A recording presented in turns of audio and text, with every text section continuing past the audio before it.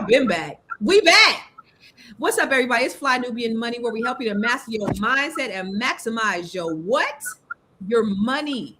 So listen, you guys, today's conversation is sparked by a viral video where a man shares his thoughts on why Black families struggle to work together and build wealth, pointing to programming and trauma and dysfunction as major barriers. But the question is, does that perspective ignore history, access, and real life pressure? That's where the conversation starts. We're not here to argue for or against the video. What we're here to do is talk about what's real. And why is it so hard for families to come together financially? Why does trust break down? Why does competition show up where collaboration should exist? These are some great questions. And then what happens when family can't stay aligned long enough to build anything lasting? What is wrong with the Black families? So we're also going to talk about how children are being prepared for the world, why other cultures approach family and wealth very differently, and what it really takes to build something together without relationships falling apart. So we're going to get into it. So right now we got me. Dr. Felice, get over a little bit because we can't see you on the small screen. The other way. Yeah, there we go. So we got Dr. Felice right here, right now. What's up, Dr. Felice? And we have Tiara and Deborah will win coming on in a little bit. But we're going to start the conversation, and this is very fitting, I think, to have this conversation. We got a few videos, but this is very fitting because you, Dr. Felice, you are a family therapist. You're a therapist, and so you see all different perspectives of this. But this is concerning not just family dynamics, but family wealth. And so, just from your perspective, let me before you get to therapize motherfuckers, let me ask you, for you and your family, how you approach your wealth, the strategies, and what are you teaching to your family and your children? And I know you'll have one daughter. I only have one daughter, but I mean, this topic can be very triggering even for me because I get it. I get where this person is possibly coming from. I haven't seen the video, but we weren't taught. I wasn't taught about money. I wasn't taught about how to handle it. I wasn't taught how to budget. And so, unfortunately, I wasn't able to pass that down to my daughter. I didn't learn about financing and money until years later. I'm just going to be honest. And so I had to do a lot of soul searching when I saw this topic because I was like, wow, it's real. It's real for a lot of us. And it's been like in the last decade or so that I started doing my own work around wealth and changing my mindset about how I see money and being able to help my daughter do that. And I've seen my daughter struggle, around money. And I'm just keeping it real. And it's because we didn't know. I didn't know. And so now that I do know, I am, and I have been changing the trajectory and positioning myself to be able to leave legacy wealth, not just for her, but for her legacy too. And so I'm really excited about this dialogue we get ready to have. So how do you think you showed up in terms of finances with your daughter? So she saw me seriously, I didn't put my daughter in public school. I had her in private school all her life. And I'm talking about Black private. And so what did that mean? I used to tell all my friends every month I robbed a different disciple. I had to figure out what bill I was going to pay this month and not pay this month. How was I going to juggle my finances around to make sure that our needs was met? Do you regret that? No, I don't regret it. And because we got it done.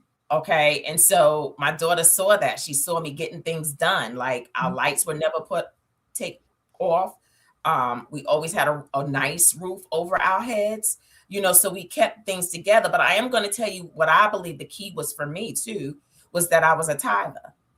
And so I had gotten a kingdom mindset of seed, time, and harvest. And so I believe that those concepts and spiritual laws are what really helped me to get afloat. And we were able to do some really great things, even though I was robbing all the disciples. God was forgiving me and I was okay. But what does that even mean? What does that mean? Seed, tithe, harvest? Seed, time, and harvest. So I was planting seed. You were planting financial seeds or spiritual seeds?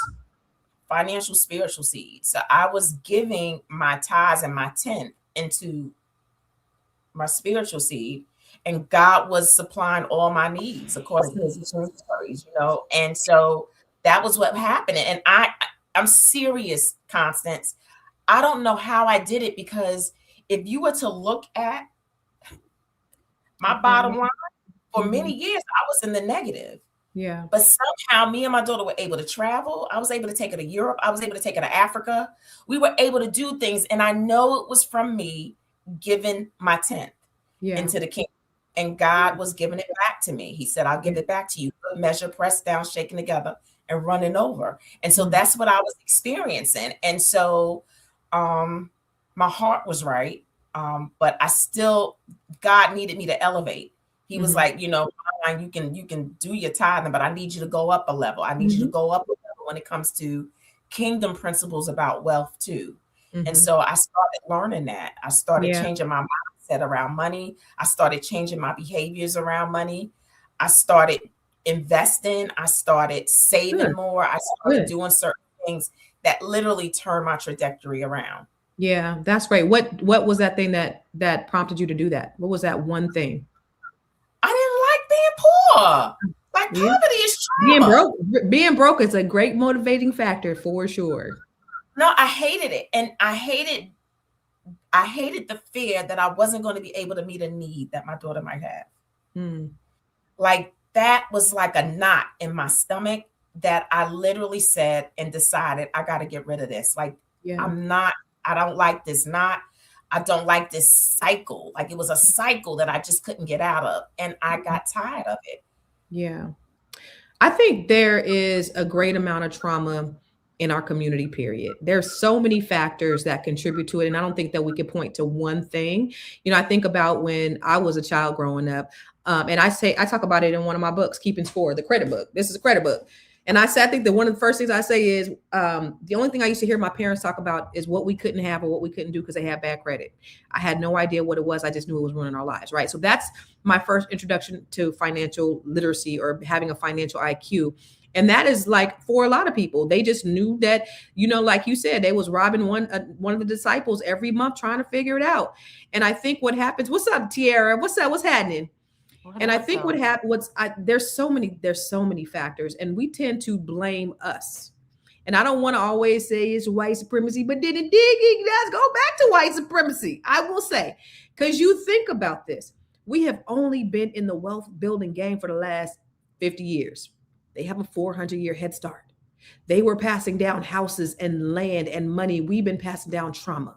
We just getting in the game of being able to even build wealth, because when they did let us in, then they shut some other doors. Okay, we can let you buy a house, but we ain't gonna give you a loan.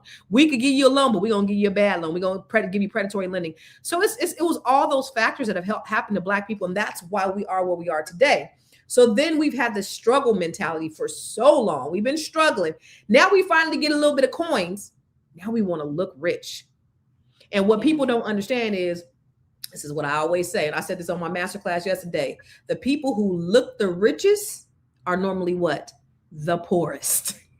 We like to wear our wealth. We have the game backwards, but we just getting caught up, you know? So it's so many things, but I definitely think our situation stems from a lack of scarcity, which also derives from what? White supremacy and racism. What say you, Tiara? I didn't hear the question, but you know, I come from a family of entrepreneurs, and what I notice in my family is that everybody is doing their thing. Everybody is entrepreneur minded, from my little cousin. Yeah, I got from the 22-year-old cousin that has a boutique to my aunties that have group homes and home healthcare staffing agencies, all kind of things, right? You got money in your family, girl. I mean, they got money, but here's the thing. We pull up, there's a Bentley outside, there's a Maserati outside, there's like, I'm serious. It's that type, that's what the family is like. That's where you came from? Nobody's working together. No, that's not what it always was. But like my grandmother had 12 children and they've been worked really hard, and I don't know, there's just like this presence of entrepreneurship in the family. And so what that's done is you look around and you're like, I can get it, because you see people in the family have it, but it feels like people don't want to work together. Is it dope if like you have a business idea and you like, I need 30 grand, and there's only certain people that'll give, just depending on who you are, who can get that investment or not. It's just, I don't know.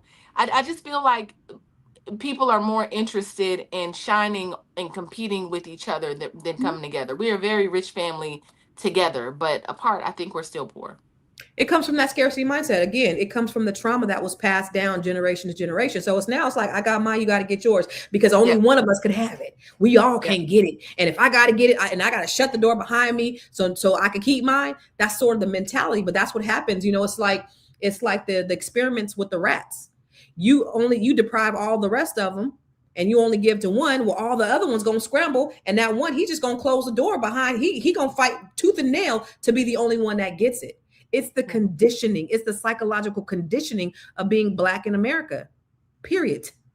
Let's take a look at one of the videos that you have, Tierra, that's starting off this dialogue, because I don't know what it is that they about to say, but interesting. Let's talk about it. Oh, you know what? Why your finger ain't on the trigger, boo?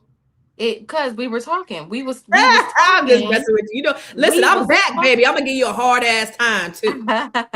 You know what? Actually, okay. So I have to. It's okay. Yep. Here we go. Here we go. All right.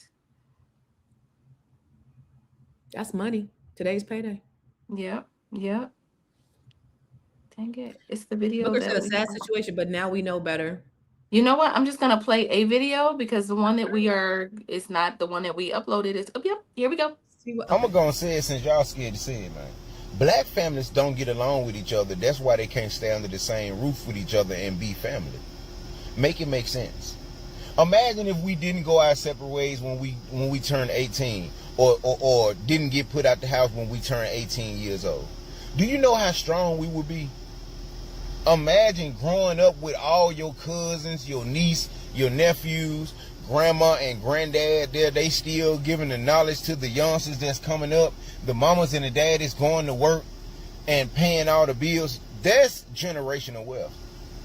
But Black people can't get along with each other. That's why they can't stay under the same roof with each other.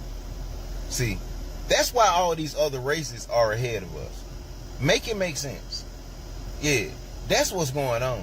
If y'all haven't realized, we all need to be staying under the same roof, raising these children and creating generational wealth. Make it make sense. What'd you say, Felice? I like what he said, and to some degree, I agree. And the reason I say that is because when you look at other ethnicities, and please know, I talk to a lot of young African American people, even my own child. And like, they're the only ones, they can't do roommates. You know what I mean? But I have white young clients, Asian young clients, Indians, Latinas. They don't mind living together and pulling in their resources. Literally, they do not mind. And so in Charlotte right now, it's very expensive to live. Like, it has skyrocketed. And so there's certain areas in Charlotte where the rent is ridiculous. So there's one part, like, it's called the South End, and literally you have a lot of our young, up and coming Caucasian, young people. They live out there, but they have like 3 deep roommating, but they drive in nice cars. They go into the nice restaurants. They're not skipping a beat. Then you got our African American ones. They on the verge of getting evicted. Don't have the next. You know what I mean? Looking good, dressing the part, but getting ready to get evicted. Charlotte had 55,000 evictions last year. Let's see, and let's break down the ethnicity of those. So what am I saying? I'm saying he's absolutely right. We cannot come together and figure it out, at least temporarily so, until you save enough and you build enough wealth to be able to move out, because that's what they do. They don't live together forever, but they live together long enough to be able to build wealth and equity so that they can move out. And then guess what they do? They still give to the people behind them to make sure that they can get out too. It's collaboration. We don't do it. And we got every excuse and really good reason why we are not pulling our resources together to be able to build this wealth that we need. I agree to some extent. What about you? What you think, Tierra? I hear what we're saying, right? I just think that at home, when you're growing up, I think the messaging is different. I mean, we're talking about programming. At home, I don't ever remember us having conversations like, here's the plan, here's the family business. I lived in a house where, my aunt she had a daycare, so there was business being done. She had a restaurant with my aunt. They were running businesses, but nobody was like, here, this is how you run a business. I just understood that, there was $5 on the table for lunch daily, and she took care of us. But there wasn't, when you turn 18, here's what we're gonna do, here's what you should do. Nobody said that. It was just like, when you turn 18, you got to figure it out. Well, you go to college, of course, and I went to college and all of that, but there wasn't, it just wasn't a plan. And I feel like that's the difference. I don't think we had been thinking, or maybe our families hadn't been thinking about ways to mold the future generations. I just don't think they were thinking about it. Now we do, right? Because it's just a different time. There's more access to information. But in the 80s, 90s, I just think people were trying to survive. There was a crack epidemic. People were just trying to get over, or to survive, or I don't know, but I don't think they were thinking about that. So I have a problem when they paint Black people with a broad brush. I really do. When they say we don't do this, I don't. That is not my family. Black people don't get along. My family gets along very well. Everybody, like I was talking to my cousin this morning. We were talking about how our family is and how we have a thick skin because whatever. But we ain't never had an issue with getting along. So I hate when people say Black people don't do this or Black people don't do that. That's the number one thing that just drives me mad, is when you just say Black people don't do this or do that. The other thing is, it goes back to society. It goes back to Western ideals. So when you're comparing Black people to an immigrant community, they come over here with a communal mindset.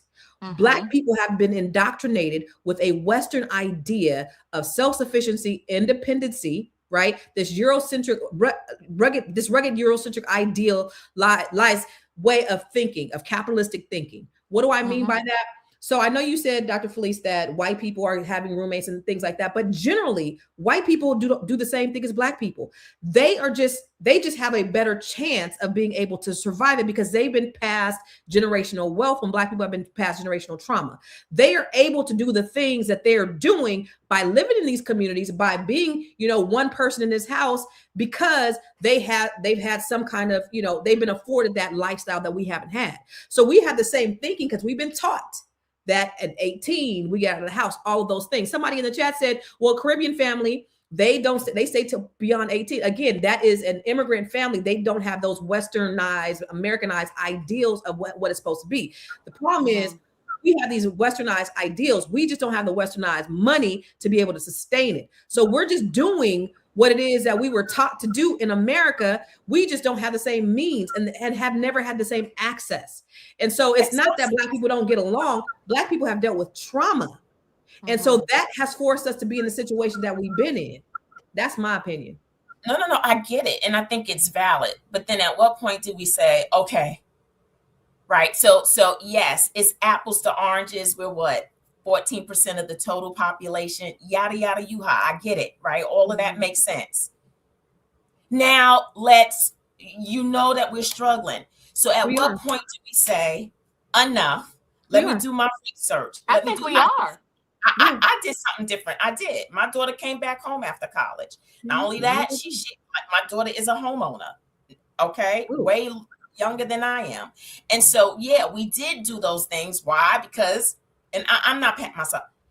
You got to get fatigued and tired enough, knowing all the trauma, experiencing all the trauma, and then saying, you know what? But here's the thing: you putting a timeline to this. No, I'm not. We have been oppressed longer than we've been free, Dr. Felice. We have been oppressed for 400 years in this country. We've been free 50. So we got to get caught up. And you're saying, well, how long look at how long we've been oppressed? No, I'm not saying that. And no, I'm not. I'm only no confidence. I am not, because I told you my truth. I told you my story. You just said it. It took me decades before I got. I'm not saying that it's going to be overnight. It took me decades to get here, but I got tired enough after those decades. Like, I don't know how many decades you want me to be in poverty, right? I don't know how long you want that to be, but I know that the decades I was in it was too long. And so what am I saying is that after you get tired, now do something. I think we are. I think there's an uptick. I think there's an uptick. There is. I'll just say that. And I didn't Absolutely. mean to Look at statistically. Dr. Felice, but I think so too. Yeah.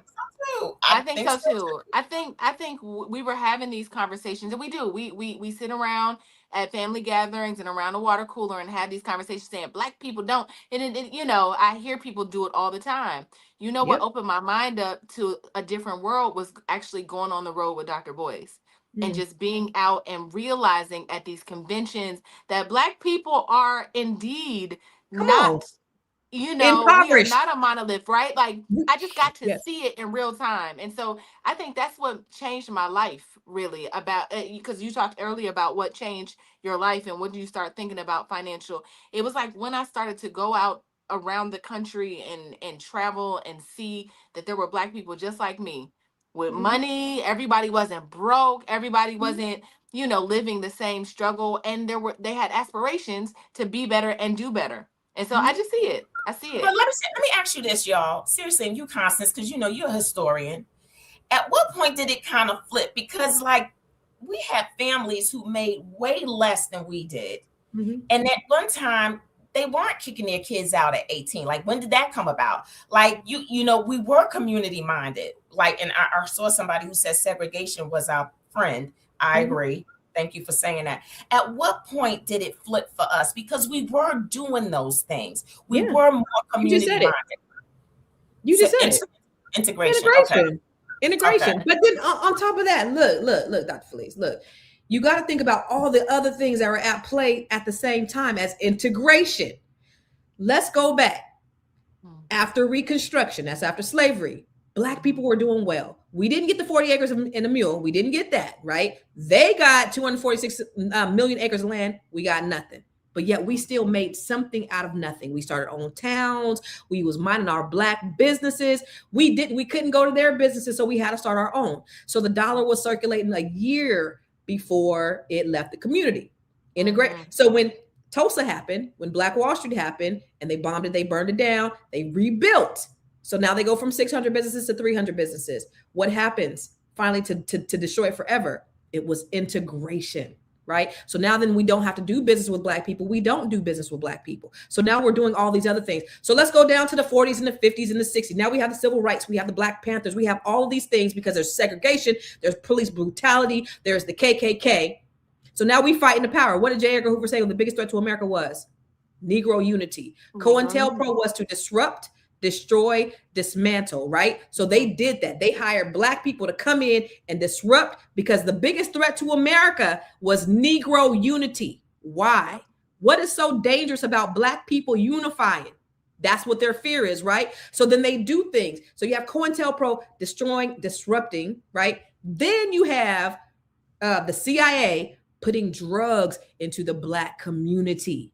So now you destroy the Black community. And did you know that the CIA used to also put crates of guns, just drop them off in the community so we can kill ourselves? And guess what? We did, because when you're impoverished, you won't provide jobs. What do? You get it however you can get it. Anybody can get it. So now we turn into these animals. We are a social experiment at this point in America. They give our people diseases. We have police brutality. We have healthcare biases. There's all of these things that Black people face. Then we can't get in the door. So then we have to try to fight to get in the door. We get DEI and we get affirmative action, but who benefits? Not us, white people. So this is the cycle that Black people have been through. So you ask why we don't have these conversations. It's because we never had the opportunity. We were struggling to survive. And there were a few of us, you know, I have a friend named Jason. He's rich, right? He's my son's mentor. And like my son was like, you know, my son told him one of my greatest things, because I always tell my kids, y'all got to pay off this ghetto ass mortgage, because I'm not going to be 80 paying no, you know, 800,000, whatever my mortgage payment is, right? So I'm like, you bet. So he's like, my biggest thing I ever want to do is pay off my mama's mortgage, right? So Jason was like, you live in Woodmore, you acting like you live in the ghetto. Don't be telling people that. Like, I'm like, look, Jason, you came from wealth. Your people own banks. I came from sharecropping. We are not the same. We don't have the same privilege. We don't have the same mindset, right? I got it here, thank God, but we're not the same. So we have to just start thinking differently, because we're not the same. And Black people have, just in spite of all those things that we've been through, 44% of us are homeowners, and 70% of them are homeowners. So we're still thriving in spite of the barriers, not that were just back then, but that continue to happen today. That's where we are. So when we continue to take on the talking points of these white folks that says, why can't black people do this? Look at the Asian people. That's inauthentic. You know what I'm saying? Like, look at where we are. Look at what we've been through. This is the reason why. Yeah. Come on, Sorry, history. I know that was long winded, but I just you was, but that's all right. We let you preach. We let you. I asked the historian to I appreciate share. it. I appreciate it. Let's go to the next video. And when can we bring Deborah in? Deborah will win. Can we bring Deborah in? You know what? Let's actually. So with because it's 10:30 now. Deborah, are you ready? Can you shake your head yes if you're ready? Can you shake your head yes if you're ready, Deborah? Are you ready? Nod your head, Deborah. We can see you. We can nod your head. She's you ready. Are ready. All right, okay, so bring her. Let's go to the video. Let me just say this. Okay. And then based on everything that you just said, right? And then I had a conversation with Deborah Will Win, right? And it really changed my mindset about what a family could do. And I was really inspired. So y'all, I want y'all to listen to Deborah and watch how they run the Williams estate. And I just think it's up from here. It really is up for us. I can't wait. And, so yeah, let's go ahead and bring Deborah E. Williams. I mean, she my cousin. I'm going to this Williams family. Do you want to do the video first, or do you want to bring her in first? Let's bring her in because it's 10:30, so we only have a certain amount of time. Okay, let's do it.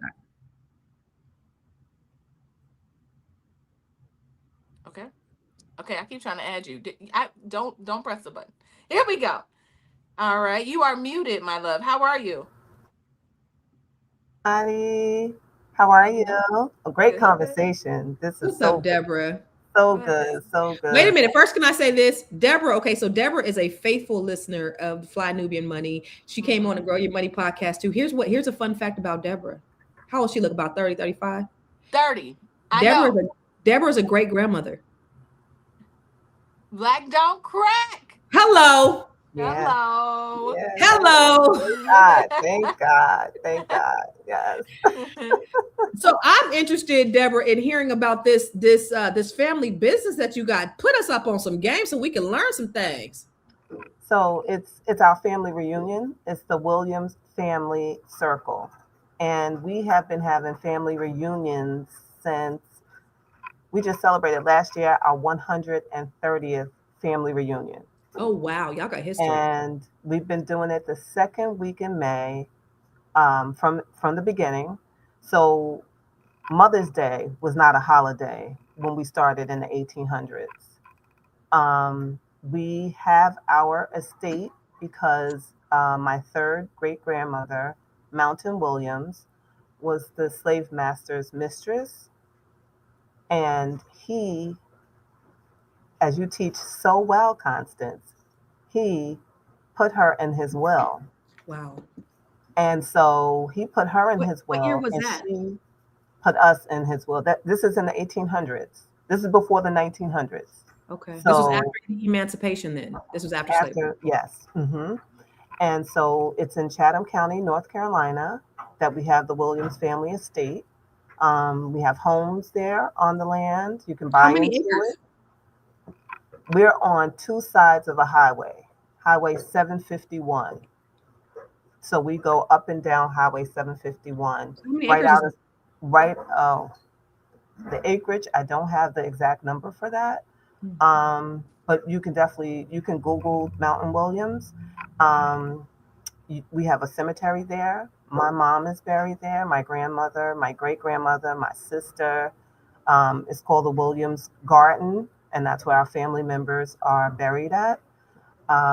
We have our reunion every year. We have a board. We have a president, vice president. We have. How many people are in your reunion?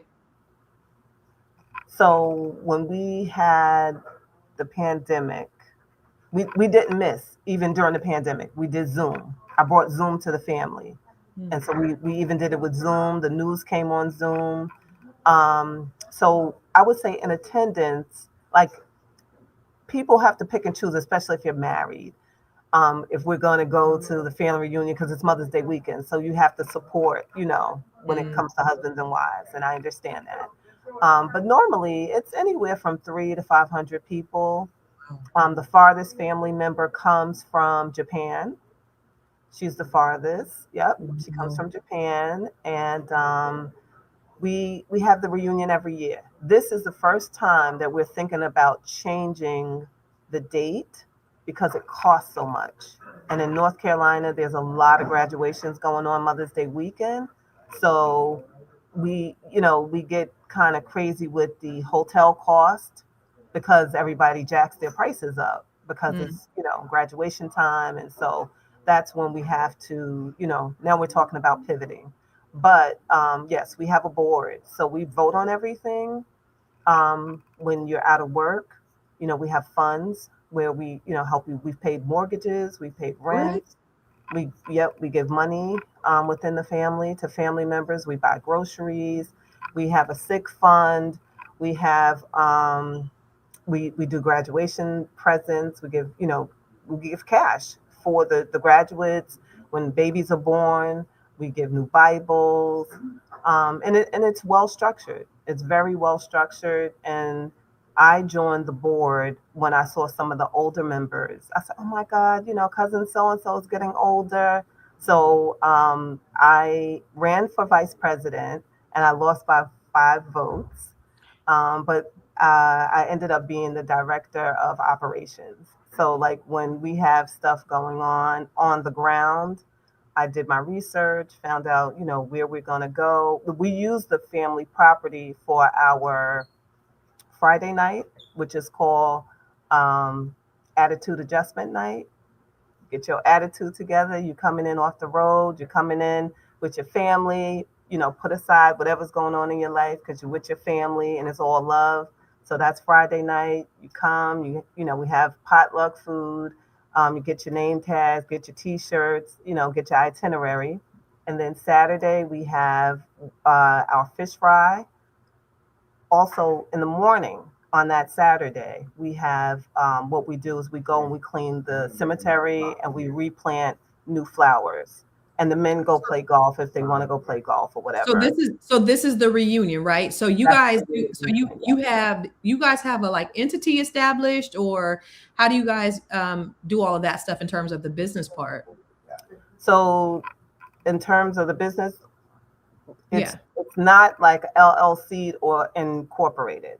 Okay. Because it's been being done the way it's been being done. We have been having meetings about doing that. Yeah. Yeah, because of things being structured and everybody being LLC'd out now. Yeah, but we've been maintaining it this way. I love it. Since 1865. So this is why I say, Felice, like that guy saying all black people, no, all black people don't do that. All black people don't act like that. All black people don't have a scarcity mindset. Maybe some black people do. And I'm going to tell you, there is a difference between black people and niggas. There just are. And you can go to like in my area, in some parts of Prince George's County, we got black people. In PG County, we got niggas. Like it just depends on where you go, right? So all black people, we are not a monolith. We are not all the same. And so that's the first thing I think we got to do is we got to stop adopting the talking points that we're all this way. Or adopting bad behavior of black people and internalizing it and owning it. Why do you guys do this? I don't do that. There ain't nobody I know do that. So all black people don't do that. So stop owning bad shit that other black people do, because that ain't us. No, I agree with you. And not you. I'm just saying us as in general. Like we, no. Let's do that. I think that's a great point, and thank you for bringing that to the forefront. That we do have to stop doing that. I think just to give these people, some people grace, is that people have a tendency to talk from their experience, and when they're talking from their experiences, they have a tendency to generalize. And so we also have to learn the skill of saying and presenting, this is my journey and this is what I've experienced, right, versus bringing the whole black community into a space when it's not true. So thank you for saying that, Constance. Yeah, like people who are privileged. I know this one guy, he said he had went to college, and he thought, he had, he's black, 2-parent household, went on vacations, all this stuff. And he was like, I didn't know till I went to college that every black person ain't like that. Who knew, right? You ain't watched Good Times, Negro. You didn't know that black people didn't, but that's the experience that they kind of paint us all with. And that's not who everybody is. And that's kind of the thing that drives me crazy.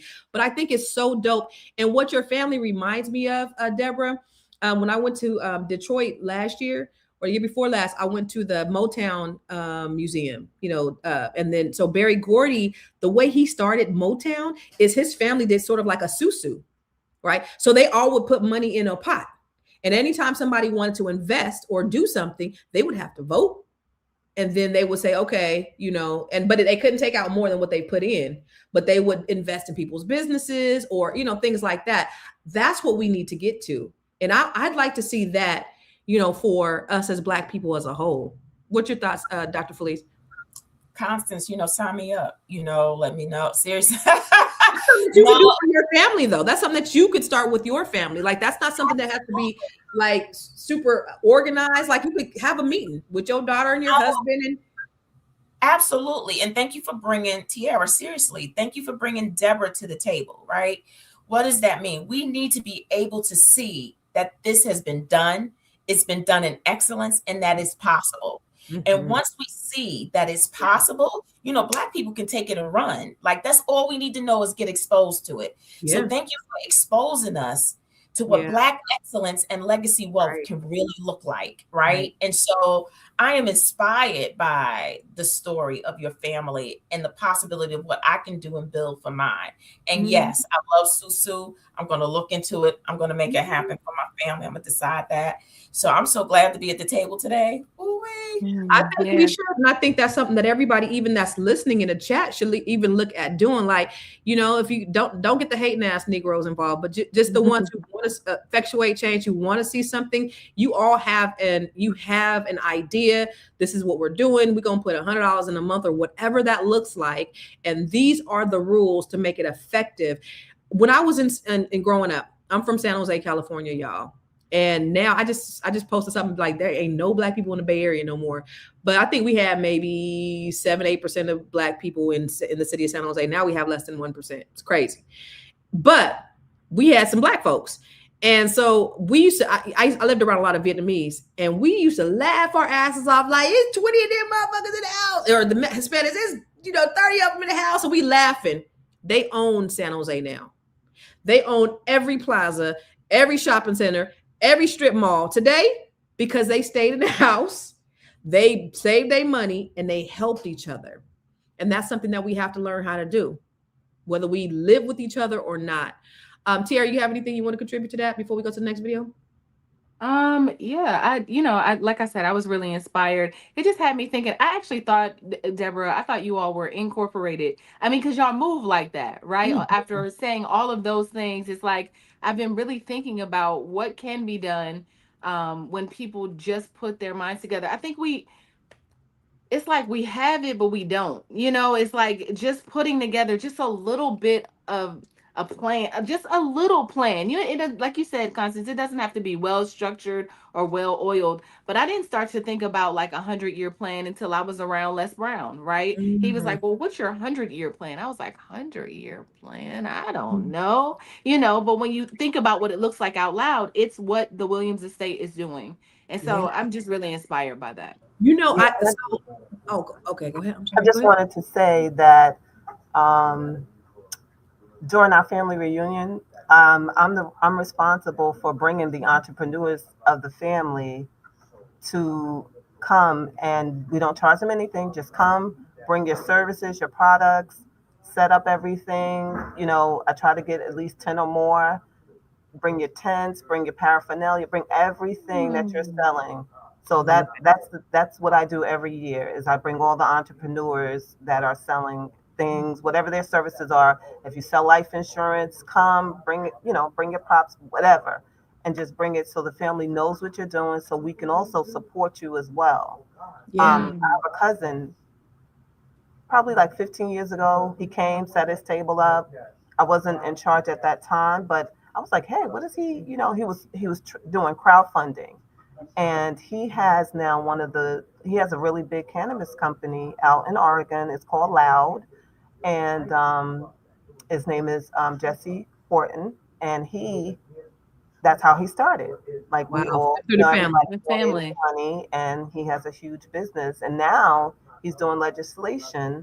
He comes back and forth to New York to meet with our attorney general here to help others be able to be cannabis owners as well that have records to expunge, because That's he had a amazing. record and everything. So yeah, so we, we look into things. We're problem solvers naturally. Amazing. Black people are I'm gonna problem. go. I'm gonna join that Williams family. I know, girl. I Listen, I want to join it too. Come on in. Come on in. You I know told what you, though? So thank God for Ancestry, and thank God for, like, all the genealogy sites, because my family has been getting together for family union for 100-something years. So what you did, you inspired me, because we were the lost line of that family. So there was like 10 brothers or whatever, and one of them or two of them were like lost. And so because of Ancestry or whatever, they found the lost two, or maybe our line. And so I haven't, this is probably over the last 10 years, but they've been doing this since the 1800s as well.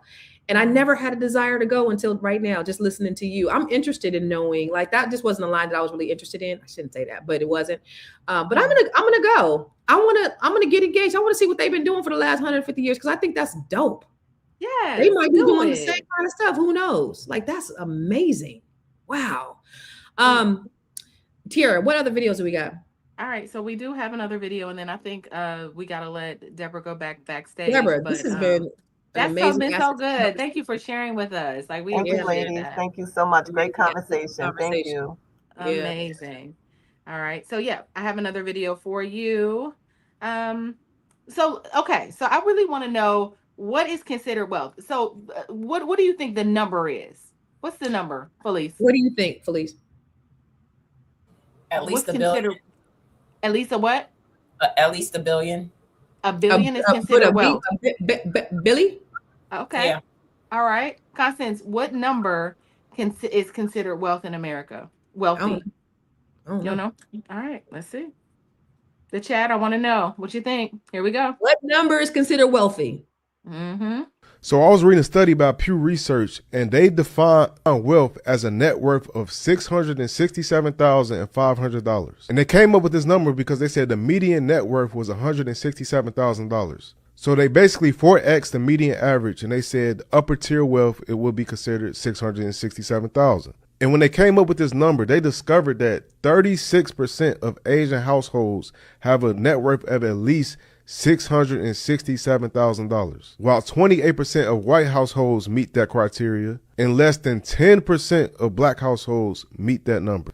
And when I see that number, right, it makes me think, like, is it a cultural problem, a systemic problem, or both? I'm interested to know what y'all think about it. But it also made me think, right, years ago, I interviewed the son of a billionaire black real estate developer, and he was sharing to me how they family have a 300-year legacy plan. His father had him underwriting real estate deals when he was in the 4th grade. And this is why I always say that there is no true wealth without a family structure to grow, protect, multiply, and pass it on. And anything else is really just renting a status. And when you understand this concept, right, you realize that spouses and children, they aren't optional in this equation. And getting back to the original stat that I brought up, I think too many times, and this is just my opinion, we waste too much time entertaining and discussing stupid shit. Yeah. Well, that's interesting. I mean, we're talking net worth here. It's not even liquid cash. It's what your net worth is, right? So $657,000. Okay, that's cool. I feel like that takes kind of the pressure off of being like, I gotta go out and get a gajillion dollars to be wealthy. When in America, it really is something that is considered a bit attainable. For us anyway, if we just like put our minds to it. That's what it feels like. Yeah. I do believe, when he talks about having those conversations with your children, that's paramount. Felice, what conversations are you having with your daughter after you made that shift about what wealth looks like? And then I want to ask you the same thing, Tiara. So first I started modeling it, right? Like showing her how I'm saving, letting her know the things that I'm investing in, the masterminds that I sit on that are developing. Like I even invite her to some of the masterminds that I sit in that literally are, positioning us for that. And so showing her by modeling and bringing her along to show, hey, this is how we're going to position ourselves for wealth, and to be patient with the process, but to stay steady and consistent. And so that's the best I can do. Now, is it foolproof? Like, is there some slippages, different things? Like, yes. And so when you dust yourself back up, get back on it. You know what I mean? You spend But too much. did you give her any conversation? Like, is there anything that you taught her specifically? Like, hey, keep your credit good or whatever. Like, did you have any conversations about wealth? So we did have conversations about her credit. And so her credit is good, so we did have those conversations about, you got to make sure you keep your credit. You got to make sure that you pay on time, even try to pay more than what it says, because that's thievery that they do with you with those, percentages. Anything over 10% is thievery. Nobody should be charging you a percentage over 10. Tell the credit card companies. Right. No, seriously, they're thieving. So you shouldn't even accept those credit cards. They're all over 10% though. What are we supposed to do? Not have a credit card? I've got credit cards under 10. So I'm just saying that. Who does that? Shop for those, you know what I mean? And so keep your credit going. Like those hey, when we get done, text me who you got. I need one of them. She be like, I got it under 10. Period. Go ahead. I'm sorry. Man. Go ahead. Period. Yeah, so you're right. So those are the conversations that I have, and it's a work in progress. And we keep trugging along, doing different things. And my daughter does have me as a guide and as support. And so, I just appreciate that I know more. And so because I now know more, I try to do more and model more the best I can. Yeah, that's good. What about you, Tiara? Yeah, it's a work in progress with my 15-year-old as well. Cause she just, she'd be like, well, it's cool. Cause mama, you rich or whatever, like whatever you got it. So, even I took her to, I've been taking her to conferences. She gets to be around people like Constance and, she gets to hear what I didn't hear at her age. So she's very mindful. I want to say at the last conference we were all at in Miami, Lauren got on the mic and was like, okay, so my issue with Lauren money is something else. She was like, my issue with money is that I spend it as soon as I get it. it's the worst habit ever, but I'm working on it. This is a 14-year-old, y'all. She'll be 15 in March. And that is, so what I know is that she's mindful of it, but we talk about insurance. I mean, she sees me around here studying for an insurance exam because it's part of my retirement plan. Even if I'm not writing policies, I'm partnering with my sister queens and just doing different things. And it's just thinking outside the box on what that looks like. No, I said I need to do that too. I passed the insurance exam. I just have never did anything with the insurance, but that's good. Go ahead. I'm sorry. I think it's great to have, right? So it's good to just like let her know, hey, this is the reason why we get this. This is why we do that. On top of that, maybe I might be able to help creatives and artists who are running around using their creativity, but they don't have any. I mean, I know so many artists that don't have insurance. It's crazy. And so when I, building that into my business plan, but for my daughter though, just having conversations around money, around the stock market, letting her get on the phone with Dr. Boyce when we have meetings. And he's like, okay, Lauren, you need to do this, So it's that. I don't know if it's hitting because she's 14 turning 15, but at some point it will. It will. And so that I'm excited about that. But it's at least she's around it. You keep having her in those rooms because because look, when I brought my boys in Miami, Boyce is telling them the shit that I've been telling them, and because he said it was so profound. It's like, Negroes, I've been telling y'all this shit for years, so they might not be listening. I get so upset because it's we have the conversations about money all the time. And here's one thing about me, like they know that if they are looking to do businesses or whatever, like my daughter was like, yeah, I've been wanting to do this, what you call it, but it's $300 and I ain't got $300, and and I'm like, girl, if you ask me for $300 so you can go get your nails done, I'm not going to do it. But if it's for an investment, absolutely. I invest in my kids. And so they know that. They know that, I'm going to invest in them. Like my son, he's like, hey, I need $500 because I want to buy these, whatever, so I can start reselling. Bet. Whether you make money or not, I want you to give you the opportunity so that you can start investing at this young age. So we have those conversations. But at the same time, I gave them all my credit book. The page looks brand new. The other day, I just wrote the ramp journal. I sat down and I had a meaningful conversation with my boys. Like, this is going to change your life. My son, he went back to school last week. His ramp journal was on his desk. I looked in there. It was not a page written on. I was like, these motherfuckers don't do nothing. But it's going to come with somebody else. Right. Somebody else. Right. But we do have the conversations. You know, my oldest son, when he was in the 8th grade, he used to say, my biggest fear in life is that I'm not going to be successful. And I said, wow, that's amazing that, you know, for you as a Black man, it's not that I'm going to make it to 21, is that he desires success so badly, because these are the things that we've always talked about. We do talk about money, whether they're doing the right things or not. They might have to go through some bad credit situations like they mama, because of choices and decisions that they made. But it's not because I haven't had the conversations with them. It's not that we haven't sat down and talked about money. We all talk about, hey, okay, what are you investing in? And what do you, and my middle son, he just haven't found himself yet. He's just, everybody else is talking about what they doing. He's just like, you know, and I'm like, no pressure.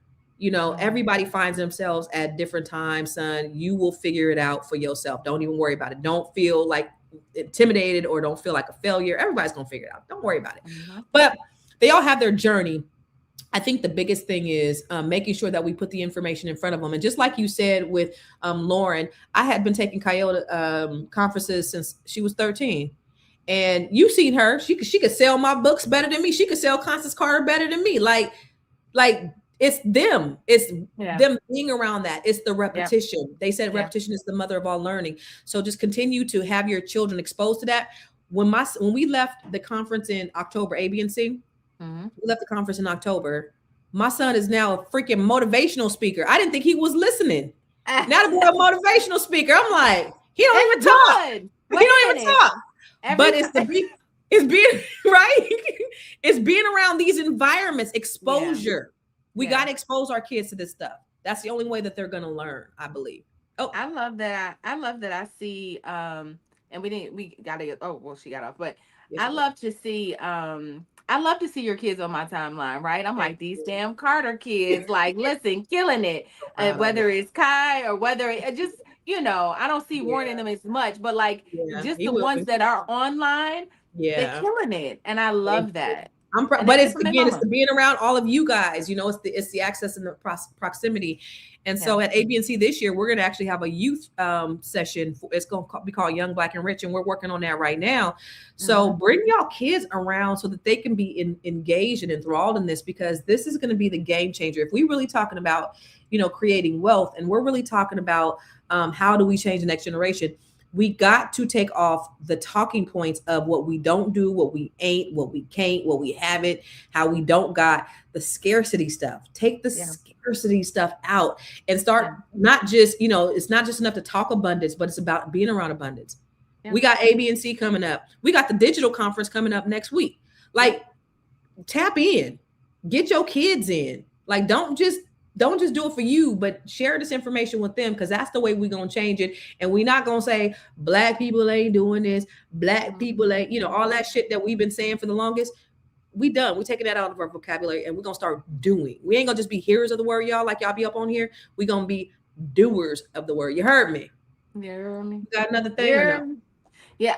I was just about to say, just as somebody that works in a story business, you know, I remember that we are being programmed all the time, everywhere you go, whether you're watching an ad or you're watching anything, you are being programmed. I think, you know, I produced reality television for quite some time until I realized that, like, hey, I'm contributing to a narrative that doesn't serve the Black community at all, that doesn't serve the people. And it made me create a business at the Real Network. It made me create a production company that I felt like. Then we started to create documentaries that was about resurrecting Black Wall Street and Black scholars and, you know, Black love. Like, those are my last 3 films that I've directed. You know, where they at? Where they at? Where can we see them? I gotta drop that. Oh my God! But that's why, right? Because I worked in reality, and I felt like, you know, not only did reality TV teach you conflict resolution, it doesn't teach you conflict resolution skills. You don't even know why when you listen to music and you watch television that it's making. I remember I used to wake up and I'd be listening to Lil Wayne, and before you know it, I'm shooting up the steering wheel. I'm like, why am I so aggressive? You know what I mean? You're angry. Why are you so angry and aggressive? Like, who are you? You are banging on bacon. Like, what? Like, talking about things, thinking about things that are low vibrational. And so I felt like reality TV was doing the exact same thing. Low vibration, low vibration, low vibration. So I just wanted to raise that. So I just encourage you to do the same when it Yeah. comes to like what you consume and how you think about your people, how you think about your family. It's a story. Yeah, man. I had to stop watching like the housewife. I found myself like my blood pressure raising. I was like, this ain't good for me. This is, Yes. what do you call that? Um, I forget what it's What? called, but it was What? just it was messing me up. It was messing me up mentally. Like I was just like, you just stressing off for somebody else's bullshit. And I don't got to Man, stress my own life. And I got to watch you and this getting me all hyped up and stuff. Yeah, man, no. they once they start yelling and calling each other out their names, like I can sit in a room and when people start watching reality TV, I get a little triggered. And Do so you? like yeah, a little bit, only because once they start yelling and screaming, I'd be like, how do you watch this? But Yeah. how can I even say My like nervous system. My nervous my system. nervous system Yeah, yeah, starts to yeah. feel all of Mhm. that. It's yeah, I don't I like actually did that. a Black History Spotlight on that. I'm gonna send it to you, but I did a post about that very thing because I think that it's another part of the programming. It's another Yep. part of the oppressive Yep. nature of Eurocentric things to keep Black people oppressed. Because you would Yep. never see a Jew with attitude. You would never see a Jew calling they women bitches and hoes, but they will Yep. put millions of dollars into the same thing for Black people. And I think that is the thing that's really telling. So it's the Yep. programming. Reality is the new rap. Reality is the new rap. We got to wake up to it though, Tierra. Like Yeah. we have to really like say, enough is enough. But here's the thing too, is we can create our own stories. You got Yep. YouTube, you got the Real Network. Like we could really start creating and changing the narrative of what we want to see and, putting it out there, whether we think people are going to consume it or not, whether we think people only want negativity or not, put it out there anyway. Put it out there anyway. It's like that consistency thing. Like you can put it out there for, 5 years and get nothing, but that 6 year, it might pop. Keep Yep. doing it anyway because it's the right thing to do. Well, I say that to you too, sis. Like you putting out your daily black videos, those moments. Yeah. Those somebody sent that to me randomly. I was like, oh, it's my homegirl. Like, Right. somebody's mama sent it to me, like, you should watch this. I said, I know her. I know her. So I know Girl, her. my So cousin said that. My it's cousin that. in Phoenix, she was like, my mother-in-law sent me one of your videos talking about I need to follow you. I said, that's my cousin. I was like, that's hilarious. Yeah, so I mean, it's crazy because I started the Real Network, and really it was Real Righteous Entertainment. So you see what I was on from the beginning, but it was Real Righteous Entertainment at first, and then afterwards I was like, oh, the Real Network, and so it all came from a moment. Deborah and we got to go, but Deborah Lee was still CEO of BET at the time, and Mhm. people were complaining about the programming. She was like, Black people don't want to see positive programming. Well, that's a lie because just 20 years before, we were watching Teen Summit and all types of really positive programming, Bobby Jones Gospel, and then they clipped it and put things like Uncut in the middle of the night, putting all these raps on, So I just think that was a slow programming. All of that, like the decline in television and good Black content was a decline. And I think, Absolutely. I think that's why. And so that was my answer. That was my answer to her and Mona Scott anyway. Like that was me starting the Real Network was the answer to that. So Good. doing. Keep pushing. Keep pushing that shit. We got another video. We're gonna get out of here. I think we should get out of here. It's 11:02. All right, I gotta get to work anyway. I got to do stuff. I'm gonna be working till midnight, y'all. But listen, I'm doing so much right now that I'm really doing a lot to put some things out to help Black people. My stuff is for everybody, but Black people first. And I'm unapologetically Black about helping Black people. So I got a lot of stuff that I'm putting together, a lot of stuff I'm doing. Net 7 Collective, our new cohort starts. If you are a Black woman or you know a Black woman and you want to be a part of something amazing, go to my website, ConstanceCarter.com. And then I also have the Grow Your Money Club. And I also do a gym masterclass every Tuesday. It's a free masterclass where I'm teaching knowledge and skills to the public every Tuesday at 12 o'clock right here. Well, you got to sign up for it. So just go to my website.